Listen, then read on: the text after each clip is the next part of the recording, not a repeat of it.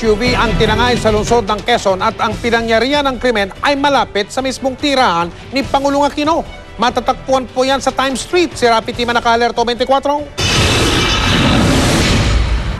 Sa lugar na ito lang daw iniwan ng negosyanteng si Dennis Bernal ang kanyang sasakyang 2001 Pajero na may plakang WRZ 309 bago mag-alas 12 ng tanghali kanina. Hindi ito kalayuan mula sa bahay ni Pangulong Noynoy Aquino sa Times Street. Kaya naman kampante raw ang negosyante na dito magparada ng kanyang sasakyan habang nanananghalian sa isang fast food restaurant. Confident naman dahil unang-una nga kasi Times Street yun kay Noynoy mula nung may mga laging umiikot doon eh. Day and night yun, talagang merong nagro-roving doon eh.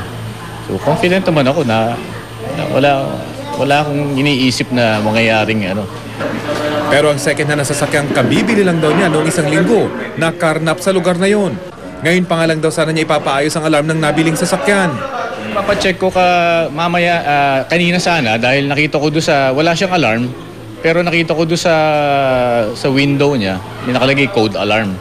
So papacheck ko dahil hindi ko naman alam kung yung mga electricals hindi ako masyadong familiar doon eh. Bini-verify na umano ng District Anti-Carnapping Unit ng QCPD ang insidente.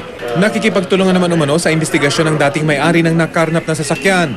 Ayon sa hepe ng Quezon City Anti-Carnapping Unit, bagamat may mga katulad na kaso pa rin ng carnapping sa kanilang nasasakupan, mas mababa daw ang bilang nito ngayong unang 2 buwan ng taon kumpara ng unang 2 buwan ng nakaraang taon. Patuloy naman daw ang kanilang information campaign para paalalahanan ng mga mamamayan sa Quezon City tungkol sa mga anti-carnapping measures. Ilan lang dito ang pagpapakabit ng alarm, paggamit ng steering wheel padlocks at hindi pagtambay sa loob ng mga sasakyan kapag may hinihintay ng matagal. Maging ang pag-iwan kahit sandali lang ng mga sasakyang umaandar, huwag na huwag daw gagawin. Halimbawa na lang kung maglalagay ng hangin sa gulong sa mga gasolinahan o kapag may kukunin sa trunk ng mga sasakyan. Rafi Tima, Nakatutok, 24 Oras. Binuweltahan ni Senadora Miriam Defensor Santiago ang isang pari na nagsabi raw na mapupunta sa impyerno ang senadora dahil sa pangiinsulto umano niya sa prosekusyon sa impeachment trial. Ipinagtanggol naman ng isang obispo ang naturang pari. Baka na-misquote lang daw ito. Nakatutok si Jam, si Santos. Motion po sila to suppress. Hindi dapat nakikialam ang simbahan sa politika. Ito ang pahayag ni Senador Miriam Defensor Santiago matapos mapabalita na sinabi umano ng Jesuit priest na si Father Catalino Arevalo na maaaring mapunta sa impyerno ang senadora dahil sa pag-iinsulto nito sa prosekusyon. Sa kanyang Twitter account, sinabi ng senadora na walang impyerno batay na rin daw sa turo sa Vatican II. Sa pahayag ng senadora, parang sinasabi raw ni Father Arevalo na hindi malapit si Santiago sa Diyos. Hindi raw dapat mahusga ang pari kung ayaw nitong mahusgahan din.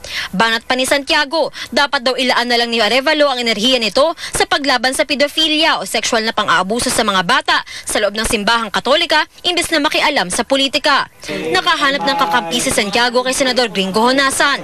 Hindi raw makakatulong ang umano'y mga sinabi ni Arevalo. Ito yung mga dapat minoderate, no? Dahil hindi ito nakakatulong, in fact nagpapalala pa ito. Ang tawag dyan yung mga incendiary statements na nagpapaprolong nung argumento in public or otherwise.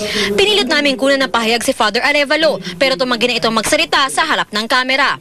Salita raw ng Diyos ang ginamit niya sa kanyang sermon at hindi na raw ito magsasalita pa.